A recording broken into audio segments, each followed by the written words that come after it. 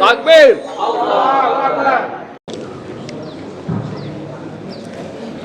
Assalamualaikum warahmatullahi wabarakatuh.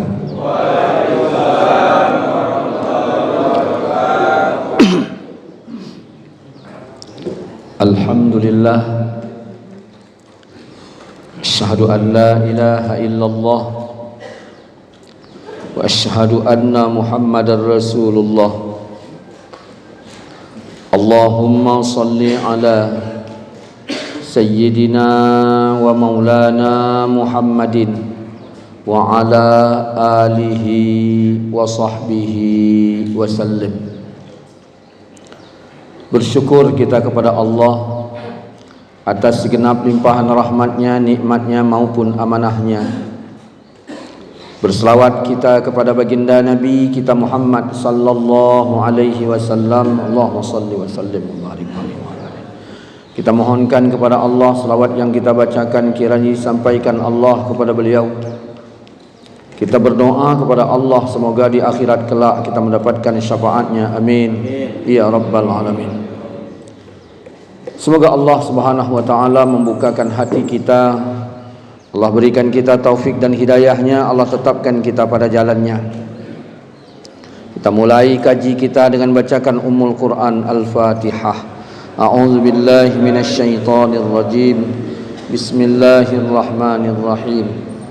Alhamdulillahi rabbil alamin. Arrahmanir rahim. Maliki yaumiddin. Iyyaka na'budu wa iyyaka nasta'in. Ihdinas siratal mustaqim. Siratal ladzina an'amta 'alaihim ghairil maghdubi 'alaihim waladdallin. Amin. Apa ini kita bahas pagi ini?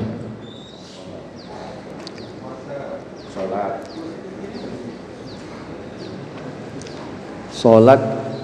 Masalah apanya yang mau dibahas? Karena kan sholat ini luas. Apanya yang mau dibahas?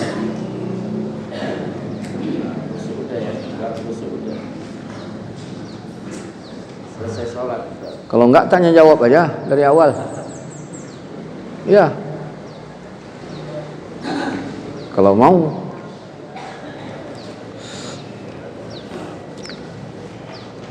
Nanti bikin aja pertanyaan. Ini kita bikin mukaddimahnya aja dulu.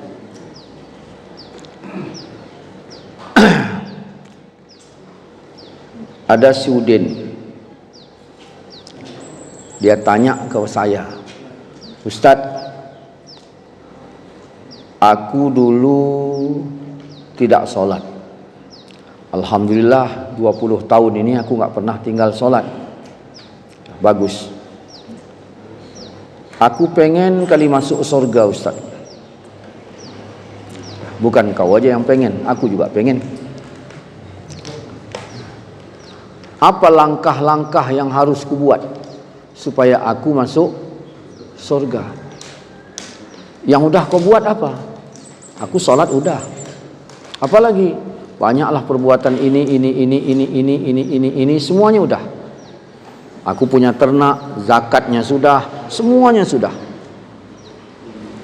Nah, kira-kira aku masuk surga apa enggak? Saya bilang, Din, aku nggak bisa jawab tentang kau masuk surga apa tidak. Tapi ini Quran, coba kau buka surat Yunus ayat 100. Apa itu bang isinya? Udah kau buka aja lah. Lalu dibukanya surat Yunus ayat 100. Apa kata Allah di situ? Allah menimpakan azabnya bagi orang yang tidak menggunakan otaknya. Kau udah semayang, udah puasa, udah haji, udah zakat, udah semuanya, udah. Tapi di Quran ini nggak ditanyanya semayangmu, nggak ditanyanya hajimu, nggak ditanyanya yang lain-lain. Cuman di Quran ini dibilang Allah menimpakan azabnya bagi orang yang tidak menggunakan akalnya, nggak digunakan yang otaknya. Berarti tugasmu sekarang yang ngecek otak itu. Nah, bicara otak ada berapa? Karena ini penting juga ini. Ada berapa otak tuh?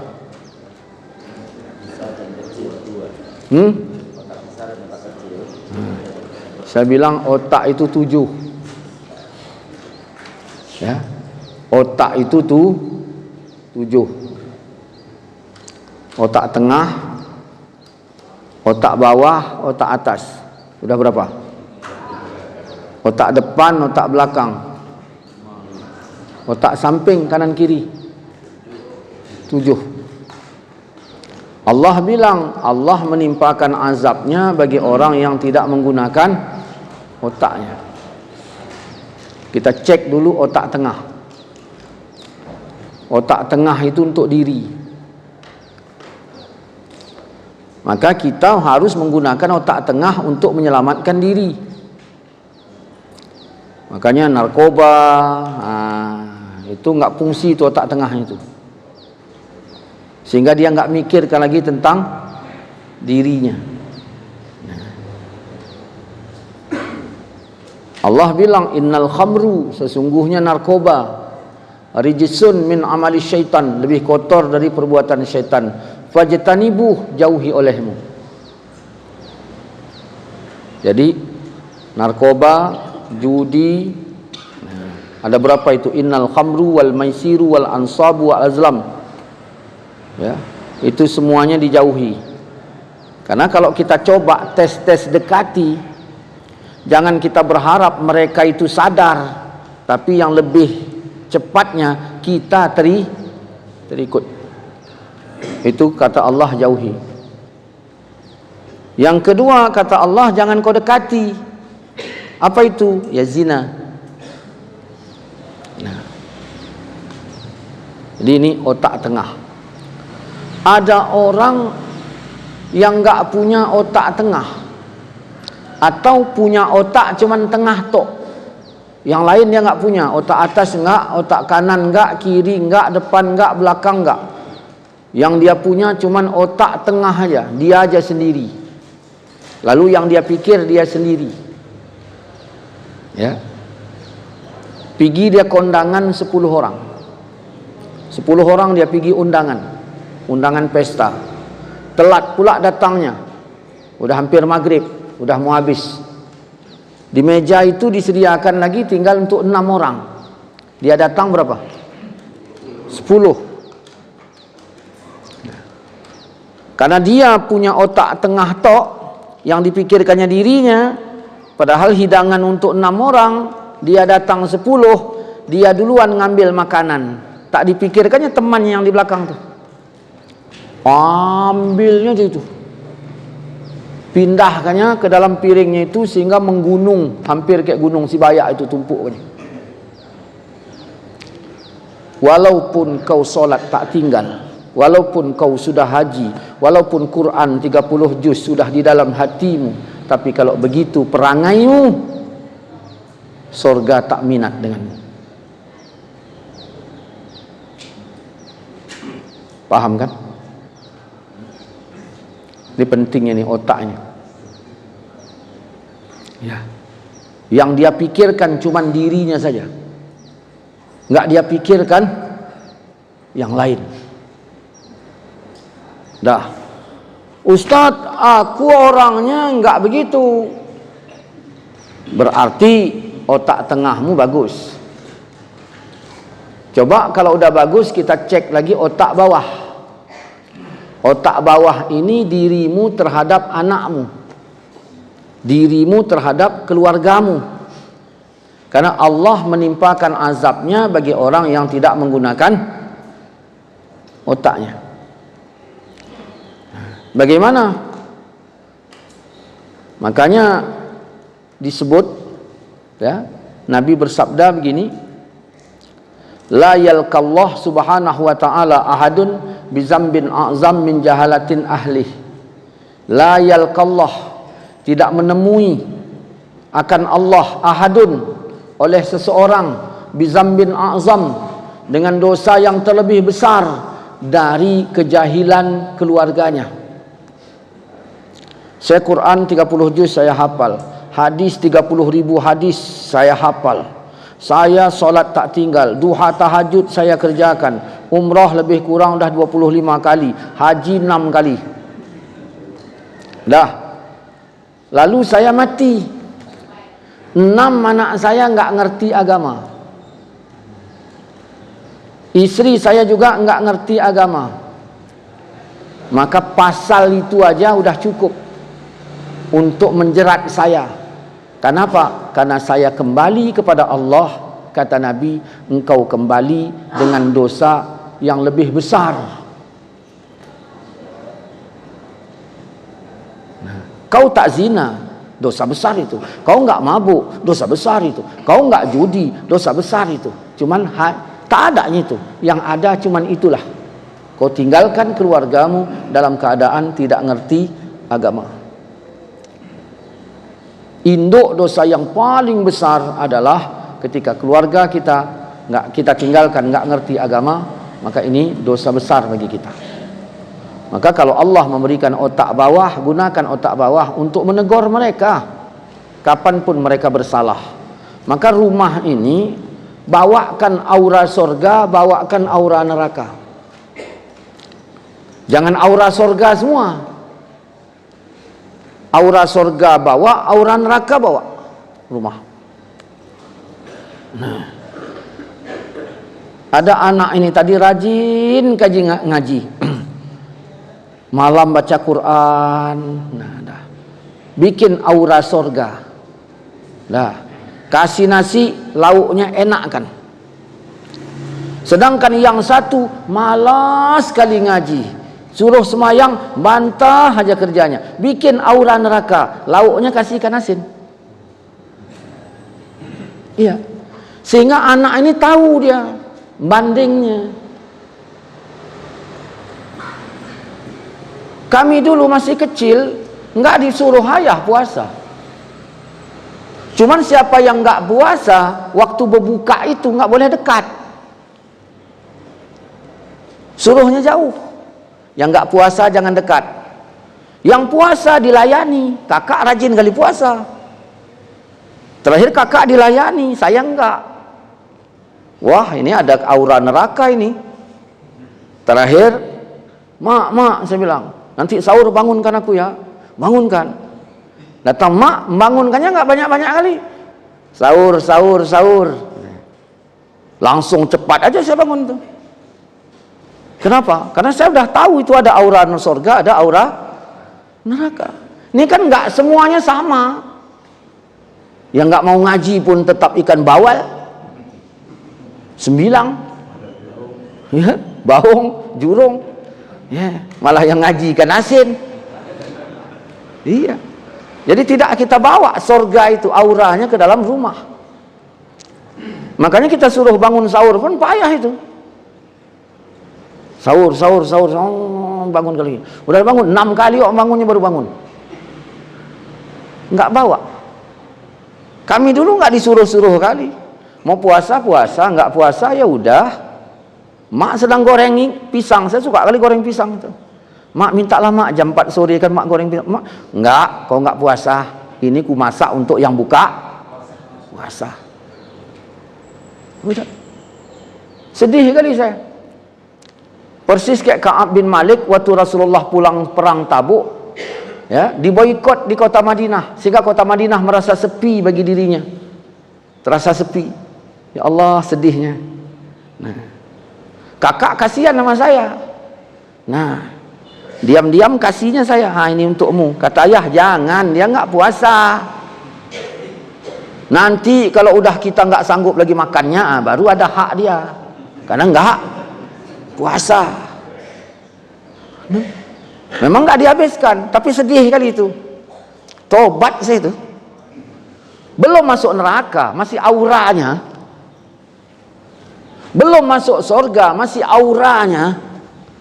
Terakhir nggak payah-payah lagi. Kalau sudah mulai jam 4 terbangun, saya nggak berani saya tidur lagi, takut nggak dibangun. Sebenarnya kalau kita pakai metode-metode agama, enaknya ini. didik ini. Cuman enggak kita pakai. Nah, dah. Yang kedua, ini otak bawah. Ustaz, aku anakku, alhamdulillah aku didiknya semua.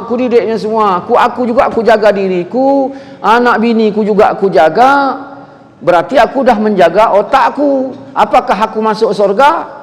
Quran bilang Allah menimpakan azabnya bagi orang yang tidak menggunakan otaknya. Kita cek otak atasmu. Karena otak bawah udah beres. Cek otak atas. Maksudnya otak atas itu bagaimana? Ya untuk mak ayahmu bagaimana? Ada orang sama dirinya bagus, sama anaknya bagus, sama mak ayahnya pemusuh. Ada yang seperti itu. Mak, bapak sholat. Iya, aku nggak pernah tinggal sholat dari sejak 7 tahun. Mak, hebat lah. Berapa umur bapak? Alhamdulillah baru 80 katanya. Baru 80. Ini bapak ini matinya 160 itu. Kenapa? Karena 80 masih baru. Kan? Benar. Bapak udah pernah ke Mekah. Dalam kampungnya aku yang paling sering. Mekah itu kayak belakang rumah aku bikin. Ya. Bentar-bentar ke Mekah umroh, bentar-bentar ke Mekah. Udah. Haji ya 6 kali dah. Quran hafal, semuanya hafal. Anak 6-6-nya habis Quran. 6-nya. Ayah masih hidup. Ada ayah udah tua. Sering bapak tengok? Enggak. Cukup. Pasal itu. Pasal itu. Maka kalau ada orang tua, ya, senangkan dia. Senangkan dia. Datang, mintalah maaf adanya.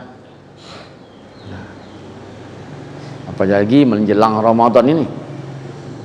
Ya, menjelang Ramadan. Ini penting.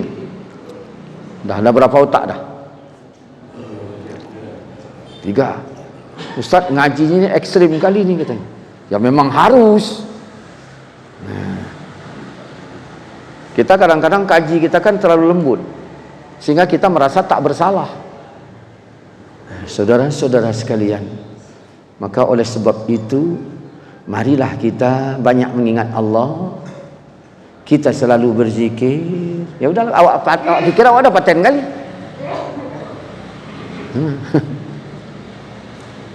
Dah. Jadi kalau engkau ingin melihat dirimu itu pantas masuk surga atau tidak, ya coba cek otak tengah bagaimana, otak bawah bagaimana, otak atas bagaimana. Ustaz, aku kuliah di kedokteran. Nah, udah ku bahas semuanya tentang otak. Nggak ada yang seperti yang 7 Ustaz bilang. Terserah kaulah. Pokoknya ini metode aku lah ini. Ya. Terus otak depan sama otak belakang. Otak depan sebab, otak belakang akibat. Orang masuk surga sebab apa akibat? Akibat. Orang masuk neraka sebab apa akibat? Akibat. Sebab dia taatlah maka masuk surga. Sebab ingkarlah masuk neraka. Jadi kalau kita sholat perlu nggak otak depan? Perlu. Karena kalau sholat kita nggak sah, akibatnya apa? Allah menimpakan azabnya bagi orang yang tidak menggunakan otaknya. Maka otak depan itu perlu. Membuat suatu sebab supaya melahirkan akibat. Ustaz, apa? Aku diajak Udin. Itu sebab apa akibat? Ustaz, aku diajak Udin. Sebab apa akibat? Tanya. Kenapa kau diajak Udin? Ya, kemarin dia aku maki. Itulah sebabnya. Maka kita tengok pada akibat yang ada sekarang ini, sebabnya apa? Iya. Saya begitu. Yang sekarang ini, jangan tengok yang sekarang ini aja, tapi sebab yang sekarang ini, apa sebabnya? Semua itu untuk semua. Walaupun pilkada, pilpres. Nah, apa sebabnya Ganjar kalah? Apa sebabnya Anies tak menang? Apa sebabnya Prabowo menang? Ya, iya. Jangan kita melihat dari posisi yang sekarang. Sekarang ini hasil dari sebab yang kemarin. Kalau kemarin sebabnya keliru, hati-hati. Ya. Kalau sekarang udah nampak dia tak baik, berarti itulah. Makanya Allah bilang wal asri, demi masa. Demi masa. Manusia itu rugi. Masa lalu, sekarang akan datang. Tiganya masa ini. Ustaz, aku pengen kali masuk surga. Itu kan masa akan datang. Aku kira-kira masuk surga apa enggak? Ya kau tengok masa sekarang. Sekarang kau gimana? Ya aku masih mau juga judi Ustaz sesekali. Ya itulah. Kau bisa ngaji enggak? Enggak. Berarti masa lalumu kau enggak belajar. Kalau bagus masa lalu, sekarang hasilnya ada. Nah, sekarang bagaimana? Menunjukkan masa akan datang. Ya robah sekarang. Gitu. Allah itu ya membengkeli kita. Kita yang menentukan bagian mana yang harus dibetuli. Saya bawa kereta, saya cagakkan ke tukang bengkel 2 hari 2 malam. Enggak, saya bilang, tanya tukang bengkel, kenapa bang? Rusak keretaku, cuman itu aja. Ku taruh sini ya. Iya, seminggu saya ambil, masih rusak. Kenapa? Enggak disuruh. Ya ngapain tukang bengkel ngerjainnya? Allah membengkeli, ya bilang dong bagian mana yang harus dibetuli. Makanya wa fi anfusikum afala tubsirun, di dalam dirimu banyak tanda-tanda, kenapa enggak kau perhatikan? Kita cek diri kita. Kita jangan main doa-doa tingkat tinggi. Kita kan seringnya doanya itu doa tingkat tinggi. Nah, ada orang sebelah saya sholat, apa doanya? Ya Allah, ampunkan aku, ampunkan aku.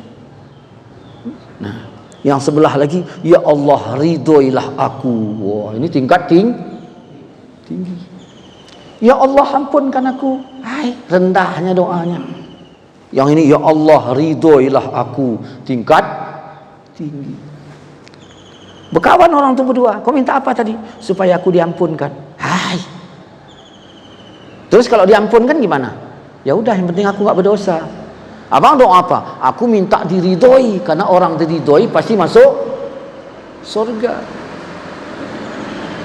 Tingkat tinggi. Tinggi itu kan ada rendah awalnya. Ridho itu yang keberapa? Yang keberapa? Udah pernah saya bahas. Cuman lupa, ya kan? Pertama, iman itu paling rendah. Naik tobat, naik amal, naik takwa, naik furqan, membedakan benar salah, baik buruk, naik Islam yang keenam, naik syukur,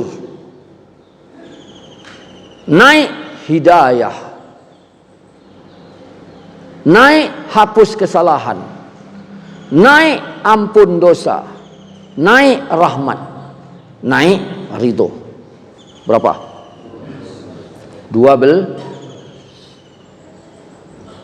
Dah.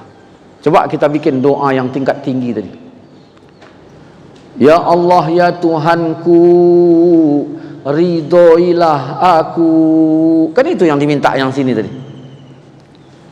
Tuhan bilang apa? Gimana mau ku ridhoi? Dosamu aja belum, kau aja belum ku rahmati. Macam mana mau diridhoi? Belum dirahmati. Nah, pakai doa yang di bawah tingkat tinggi. Kalau begitu ya Allah, rahmatilah aku. Gimana kau mau ku rahmati? Dosamu belum ku ampun. Dah, minta lagi yang di bawah. Ya Allah, ya Tuhanku, ampunkanlah dosaku. Gimana mau ku ampunkan? Salahmu belum ku hapus. Ya kau rasakanlah. Tapi kan aku nggak maksiat. Memang kau nggak maksiat, tapi masih minat kan? Hanya belum nampak kesempatan. Malu sama orang kampung, malu gini. Kau belum nggak maksiat, tapi masih minat. Salahmu belum ku hapus. Dah, berdoalah kita di sini. Ya Allah, ya Tuhanku, hapuskanlah kesalahanku sehingga aku tak minat lagi melakukan maksiat. Aku mohon hapuskanlah kesalahanku. Gimana mau salahmu ku hapus? Kau aja sebenarnya belum dapat hidayah.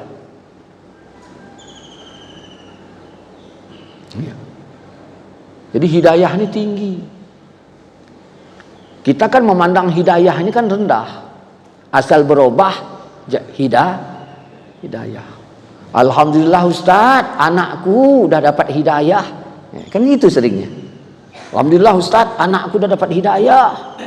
Dari mana wak tahu? Udah berubah, aku tengok dia. Udah dapat hidayah. Ramadan ini dapat hidayah, dia berubah dah. Udah berubah wak? Oh, iya. Selama Ramadan ini macam mana? Udah 6 kali dia berubah-ubah.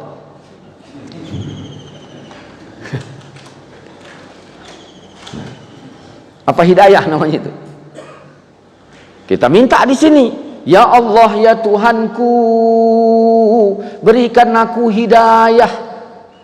Coba tadi, iman, tobat, amal, takwa, furqan, Islam, syukur, hidayah.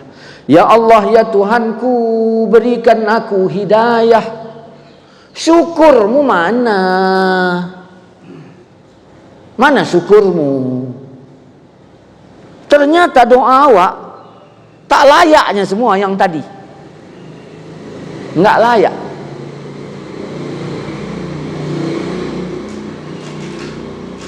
Udah, awak doalah di yang ketujuh.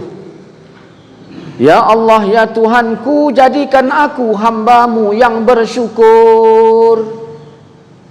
Kau belum Islam loh. Maksudnya belum menyerahkan diri. Udahlah ya Allah, kemarin aku tarawih. Berarti kan udah nyerah. Kau udah hadir tapi belum nyerah. Kok bisa gitu? Waktu imam bacanya panjang, hatimu gimana? Pala enggak? Hah? Berarti nyerah apa enggak? Belum. Hadir udah. Saya dulu waktu pertama kali nyantri di pesantren Darus Saadah itu di Lok Nibung. Nyantri saya di sana. Ayah saya yang nyerahkan saya. Serahkannya ke pimpinan. Nah, inilah ini. Nih. Kalaupun salah dia ya pukul lah. 34 peraturan. Berat terasa di hati. Nggak sanggup saya menjalankan peraturan 34 itu. Akhirnya saya jadi anak bandel, bentar-bentar kena hukuman. Hadir saya di situ, hadir di dalam hukuman. Bukan hadir di dalam ridho, hadir dalam hukuman. Terakhir diusir saya dari pesantren. Mau pulang kampung takut kena tunjang ayah. Masuk ke pesantren udah nggak diterima. Belakangan saya datang. Assalamualaikum Abu. Dulu ayahku yang menyerahkan aku, sehingga aku tak siap dengan peraturan yang ada. Sekarang aku yang menyerahkan diri. Ringannya 34 peraturan itu. Karena hati udah nyerah. Nah, ada namanya leman kekar. Leman kekar. Sama Edi Rai masih paten badan dia lagi, sangkingkan kekarnya, sehingga dilebut leman kekar. Man, ayo semayang yuk. Aku belum mampu aku bang. Belum mampu dia, padahal badannya kekar. Belum mampu. Tiba-tiba pertama gara-gara asam padeh jadi asam urat. Ya. Nah, asam padeh jadi asam urat. Tambahlah penyakit, segala penyakit, sehingga kekarnya tadi tak ada lagi.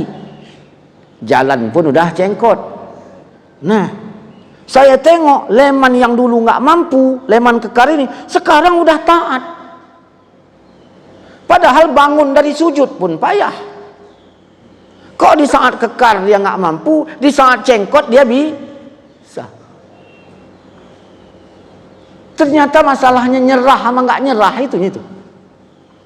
Ketika kita nggak nyerah, kekar pun nggak ada gunanya itu. Tapi ketika kita sudah nyerah, ya, kau sekarang semayang apa aja yang kau kerjakan? Semuanya bang, aku duha aku kerjakan, tahajud aku kerjakan, gini-gini. Kenapa kau dulu kau bilang nggak mampu? Itulah bang. Ya, sekarang ternyata bisa. Itunya masalahnya. Nah, makanya ketika Allah memanggil kita dengan kata ya, hai orang yang beriman, hai. Nah, siapkan dirimu 4. Hai, siapkan dirimu 4. Allah manggil. Apa itu? Kau jangan jauh. Karena kalau kau jauh nggak kepanggil. Pastikan kau dekat. Ustaz, aku dah dekat. Oke. Yang kedua, pastikan kau searah. Karena kalau nggak searah, tak. Ustaz, aku dah searah. Yang ketiga, pastikan kau dengar.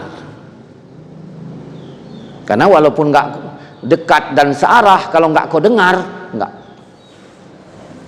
Ustaz, aku dah dengar. Yang keempat, pastikan kau mau. Ada 4, insya Allah kapanpun dipanggil engkau adalah orangnya. Berapa banyak panggilan itu, awak bukan orangnya. Bukan awak orangnya. Kenapa? Karena pertama jauh, yang kedua nggak searah,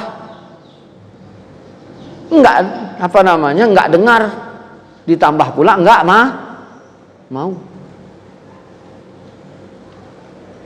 Oke. Dah, yang keberapa tadi? Yang ke-6. Ya Allah, ya Tuhanku, jadikanlah aku orang yang selalu menyerahkan diri. Islam, iman, tobat, amal, takwa, furqan, Islam. Doa saya di yang ke-6. Ya Allah, ya Tuhanku, jadikan aku hamba yang selalu berserah diri. Gimana aku jadikan kau hamba yang berserah diri? Nih yang kelima, furqan. Otakmu belum kau gunakan. Yang baik kau bilang buruk, yang buruk kau bilang baik. Yang benar kau bilang salah, yang salah kau bilang benar. Dah, saya pindahkan doa saya ke tingkat yang kelima. Ya Allah, ya Tuhanku, tanamkan di benakku sebuah kemampuan untuk bisa membedakan mana sah, mana batal, mana benar, mana salah, mana baik, mana buruk. Gimana kau mau kujadikan di posisi yang kelima? Yang keempat, takwamu mana? Mana takwamu? Takwa spare partnya ada berapa? Berapa spare part takwa? 17 spare partnya. Maka ceklah takwa kita ada nggak spare partnya itu. Buka itu Al-Baqarah nanti ayat 177. Tengok itu. Awak ada nggak di situ? Aku Ustadz sebenarnya aku orang takwa. Dari mana awak tahu? Itu si Udin bilang. Udin bilang, awak ini takwa kali. Apa hebatnya si Udin mengaku awak takwa? Allah mengaku awak takwa, baru hebat. Coba cek dalam Quran, wa masuk enggak? Oke, masuk di tingkat yang keempat. Ya Allah, ya Tuhanku, takwakanlah aku. Amalmu mana? Ini minta takwa, amalmu mana?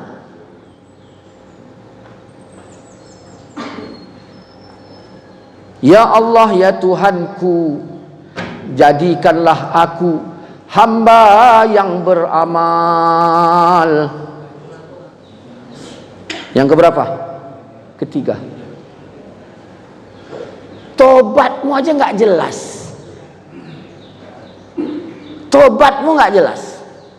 Macam mana mau diistiqomahkan beramal? Berapa banyak maksiat yang masih kau suka? Berapa banyak maksiat yang masih kau cintai? Dah, saya bikinlah doa yang kedua. Ya Allah, ya Tuhanku, jadikanlah aku hamba yang bertaubat. Imanmu habis. Pakai doa yang pertama. Ya Allah, ya Tuhanku, jadikan aku orang yang beriman. Bencimu mana? Orang beriman wajib punya rasa benci. Wajib itu. Loh, mana konsepnya Ustaz? Qurannya mana? Kau buka Al-Hujurat ayat 7. Ketahuilah di kalangan kalian ada Rasulullah. Kalau Rasul mengikuti kamu, kamu susah. Tetapi Allah menjadikan kamu cinta kepada keimanan. Iman itu indah di dalam hati, serta menjadikan kamu tiga: benci kepada kekafiran, benci kepada kefasikan, benci kepada kemaksiatan. Ada tiga rasa benci, cek iman, insya Allah naik.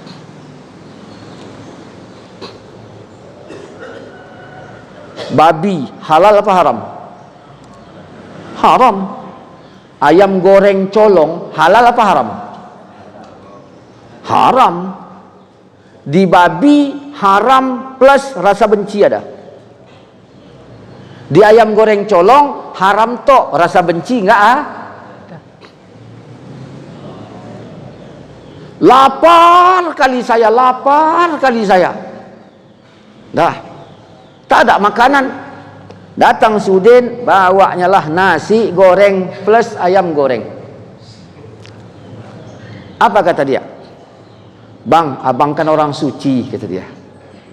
Abang nggak boleh makan ini, karena nasi gorengnya ini nasi yang bagus, ayamnya ini ayam colong.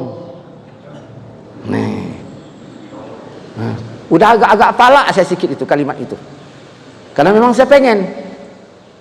Nah, haram ya haram, tapi rasa benci tak ada. Oh ya.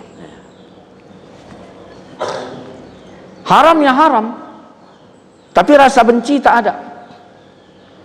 Akhirnya saya tanya, ayam siapa yang kau colong? Ayam Wak Leman. Oh, kalau ayam Wak Leman kan, Wak Leman ini kan sepupu mak saya. Ya, saya ngeluarkan dalil supaya bisa makan ayam itu loh. Wak Leman sepupu mak. Ku bilang aja nanti sama Wak, bukan aku yang nyolong, Sudin yang nyolong. Cuman udah digoreng, tawarkannya ke aku. Aku pun lapar kali, makan. Fasijin Wak itu. Begitulah saya dalilkan supaya saya bisa makan. Kenapa? Tahu haram tapi tak ada rasa benci. Pas saya sedang lapar, sedang lapar, datang pula orang bawa daging babi. Abang lapar itu ada nasi itu. Itu adalah sekalian dah kuah itu sama daging babi. Saya minat apa enggak? Enggak. Pergi kau, jauh kau. Kenapa? Karena ada rasa benci. Maka Al-Hujurat ayat 7 mengatakan benci itu kepada kekafiran, benci kepada kefasikan, benci kepada kemaksiatan. Ada enggak tiga ini? Kalau ada, insya Allah iman beres. Tapi kalau enggak, iman tak beres. Itu bisa uji itu. Bisa uji itu. Nah, inilah. Maka wa fi anfusikum afala tubsirun, di dalam dirimu banyak tanda-tanda. Kenapa tidak kau perhatikan? Ternyata 12 doa kita, 12-nya belum pantas kita untuk minta itu.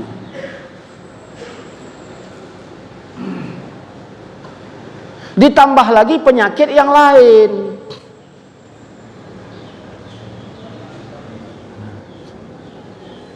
Makanya ya, syarat untuk kita memohon kepada Allah, syaratnya gelasnya kosongkan. Kosongkan gelasnya.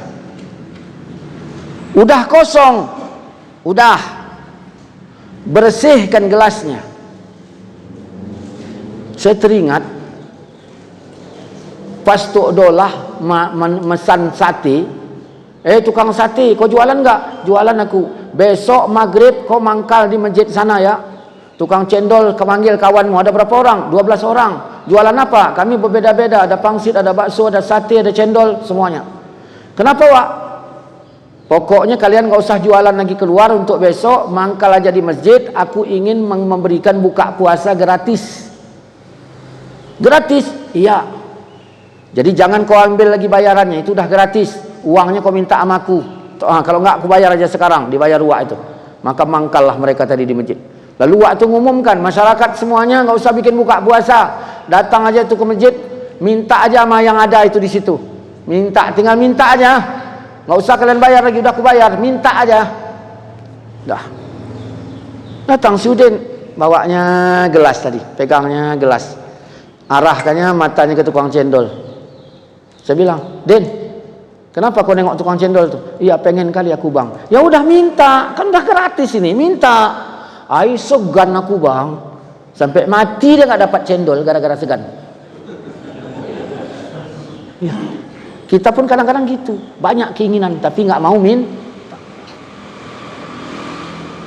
"Wan, kenapa kau nengok cendol?" "Aku pengen kali aku." "Ya kau minta." "Malu aku." Malu. Sampai mati dia. Yang satu karena segan, yang satu karena Mat.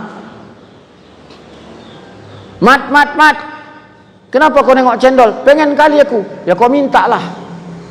Datang dia minta, nggak dikasih.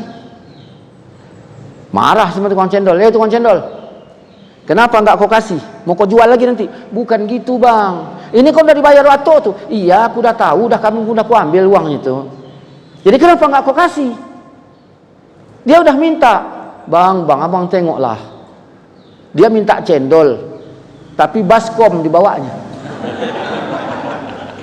Kadang-kadang kita minta ini yang ada di hayalan, bukan ada di kebutuhan. Paham? Paham nggak? Saya aja belum paham ini.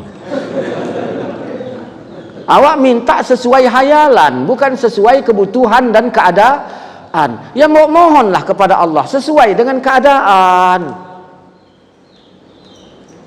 Ini enggak hayalan. Ya? Untung enggak musim-musim iklan yang apa itu? Ngimpi koi, kan ada itu. Nah. Dol, kenapa kau nengok itu? "Pengen kali aku cendol, haus kali aku." "Ya kau minta." Nggak dikasihnya, Bang. Apalagi tukang cendol ini bertingkah kali lah. Kenapa nggak kau kasih? "Bang, gelas dibawanya, dimintanya cendol, di dalamnya udah tak apa-apa isinya. Mana mungkin ku campur, nanti dibilang orang aku nggak berotak." Makanya kalau mau minta, kosongkan dulu. Makanya dulu, zaman dulu, atuk-atuk kita zaman dulu, kalau berdoa, apa langsung berdoa? Enggak. Atuk pimpinlah doa. Kita berdoa ini. Saya kasihlah mic. Atuk enggak doa. Astaghfirullah. Atuk kami suruh doa, bukan istighfar. Kau tunggulah dulu, aku mau berdoa ini. Astaghfirullah. Doa bukan istighfar. Iya, aku mau berdoa, tapi kau tunggulah sekejap. La ilaha illallah tu. Kau ini macam mana jadi anak ni? Pukul kayaknya saya pakai kain sorban. Aku mau berdoa, tempat pemberian Allah ke dalam hati. Mungkin hatiku sedang penuh, maka inilah gunanya ingin kutuangkan supaya kosong. Kalau udah kutuangkan, mungkin hatiku ini masih kotor. Inilah kubersihkan supaya layak. Nah, lalu kosong. Jadi jangan berisi. Makanya ada orang iri berdoa, enggak kabul karena ada isinya. Ada orang dengki berdoa, enggak kabul karena ada isinya. Ada orang ujub berdoa, enggak kabul karena ada isinya. Buang itu semua. Udin udah, Leman udah, Wawan udah, Bedul udah, Ahmad udah, apa lagi namanya itu? Mer gitu. Kenapa kau nengok cendol tuh? Aku pengen kali aku bang. Enggak dikasih juga. Kenapa? Ternyata tempatnya kotor. Datang yang lain lagi, saya tanya, tak tahu saya namanya. Namanya. Kenapa kau nengok ada tukang cendol? Pengen kali. Kau minta itu, karena udah gratis itu, udah ada jatahmu, tinggal minta. Sampai ke sana pucat mukanya. Kenapa kau pucat? Dimaki tukang cendol tuh. Dimaki. Saya tanya, apa lagi salahnya? Bang, itu penghinaan itu. Kenapa? Bukan gelas bawanya. Jadi apa? Baskom? Bukan. Jadi apa dibawanya? Pispot. Itu penghinaan itu. Pispot kan abang tahu tempat tai. Saya tanya, kenapa kau mintanya pakai pispot? Iya bang, kan baru. Mau enggak? Nah, ada lap tangan. Kita habis makan. Dah, 10 orang makan. Dah, saya giliran yang ke-10. Sapu tangan itu udah basah apa enggak? Udah. Layak enggak untuk lap? Layak juga, karena memang sapu tangan. Udah. Kemudian di situ ada kolor baru. Milih mana? Hah? Baru.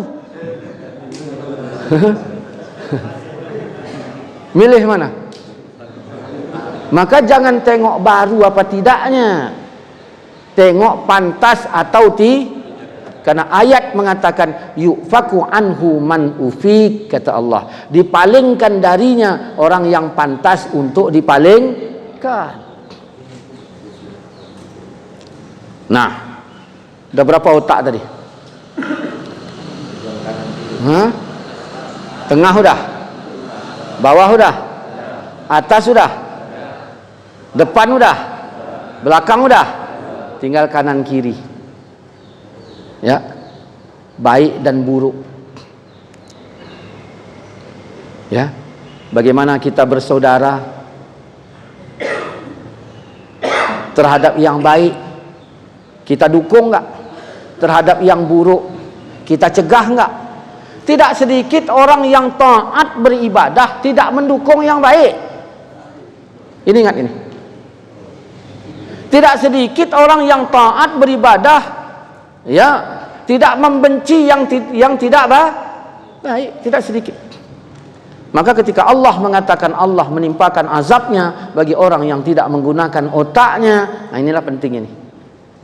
Maka kita cek otak tengah kita, bagaimana kita dengan diri.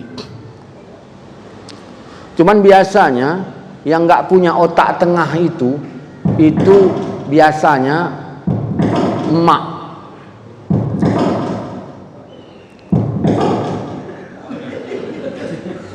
Ini dah bilang jam 7 lewat 10.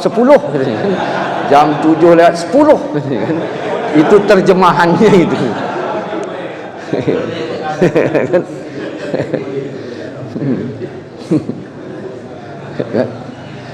Udah.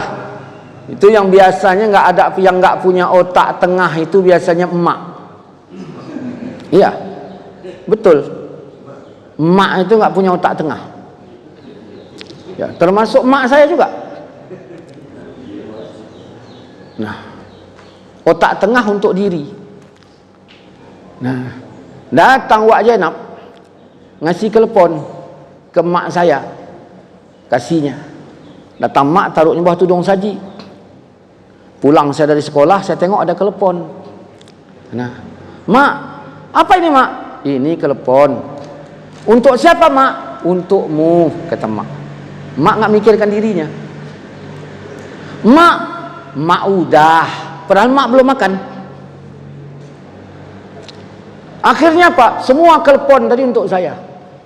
Padahal masuk uak itu bukan untuk saya, bagi tapi karena mak nggak punya otak tengah, ya udah, nggak dia pikirkan dirinya, yang dia pikirkan anaknya. Apapun yang dikasihkan orang untuk saya, sehingga mak tadi kurus badannya gara-gara mikirkan anaknya.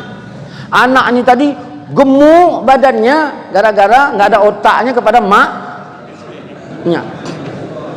Begitulah hebatnya emak ini kepada anak. Saya ingin katakan begini, kalau masih ada makmu, jangan kau alaskan kesibukanmu, kau datanglah kepada makmu.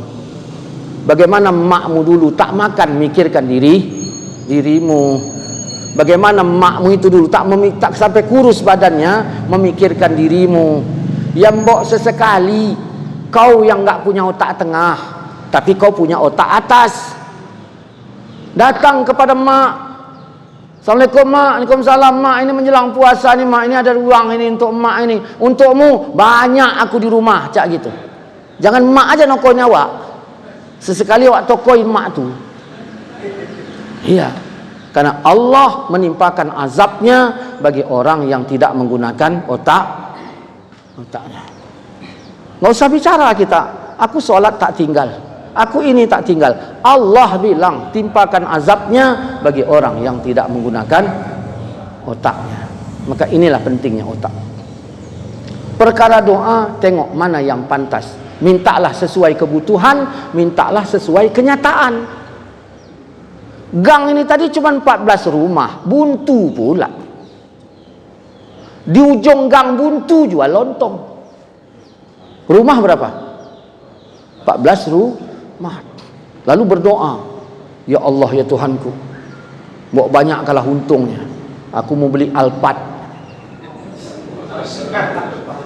Ya, sesuai kenyataan lah, sesuai keadaan. Jangan kau bawa baskom. Tingkat ya lihatlah mana yang pantas, maka tengoklah kebutuhannya mana.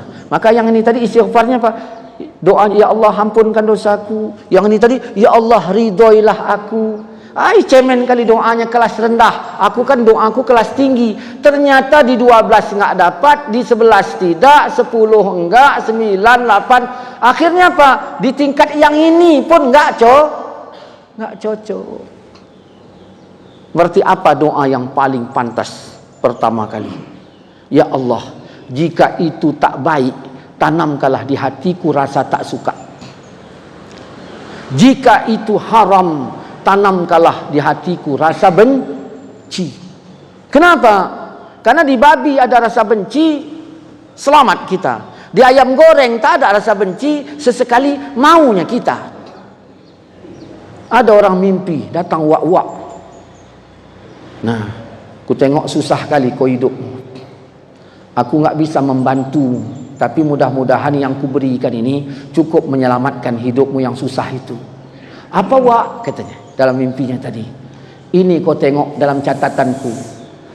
Tengoknya 2476. Ya.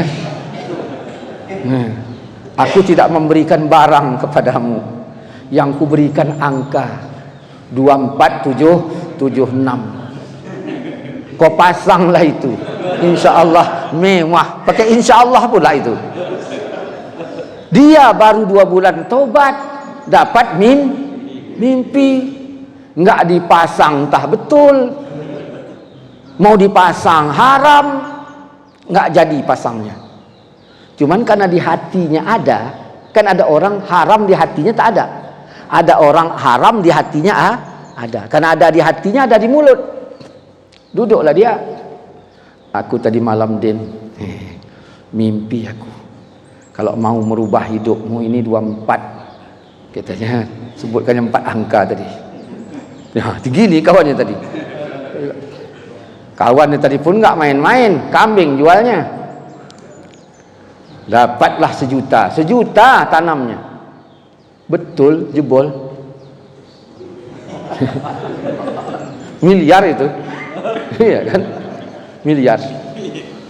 Besok udah 2 hari kemudian udah naik NMAX yang kawan ini tadi. Yang tadi nggak punya apa-apa.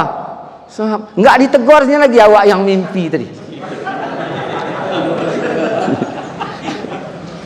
Haram nggak ini tadi? Haram. Benci nggak? Dalam hati saya, mbok 100 juta lah kan. Kan aku yang punya modal kan gitu.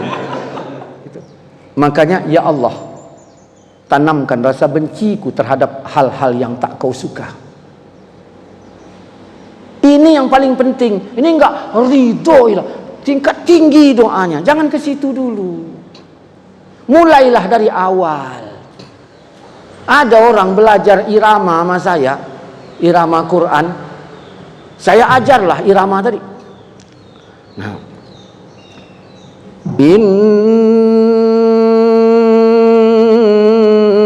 nah, coba. Ain gitu. Pakai ain bikinnya. Saya bilang, jangan ain, itu alif itu. Coba. Ain. Rupanya Iqra 1 pun enggak pan. Ikut belajar irama. Ya mbok jangan tingkat tinggi dulu. Iqra dulu. Ini enggak doanya ridhoilah, jangan itu dulu. Coba minta yang paling rendah. Ya Allah, jika sesuatu yang kulihat itu sesuatu yang kau benci, sesuatu yang tak kau suka, tanamkanlah rasa benci di hatiku ya Allah, supaya aku nyaman mengimani perintahmu, mana yang harus kukerjakan, laranganmu, mana yang harus kutinggalkan. Itu dulu ditanam. Sehingga asal kita tengok hal-hal yang tidak disukai Allah, langsung kita tak suka. Artinya disinilah kita menjaga diri dari neraka. Betul kata Mik tadi, jam 7 lewat, kita jam 7 lewat. Jadi demikian, assalamualaikum warahmatullahi wabarakatuh.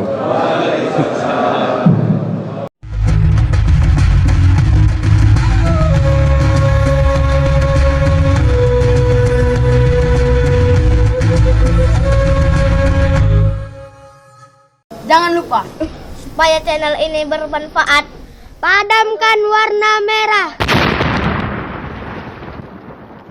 Klik subscribe, subrek.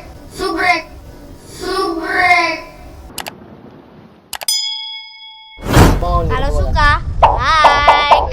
Jangan lupa bagikan ke sahabat dakwah dengan cara share video ini. Komen di bawah ini ya teman-teman.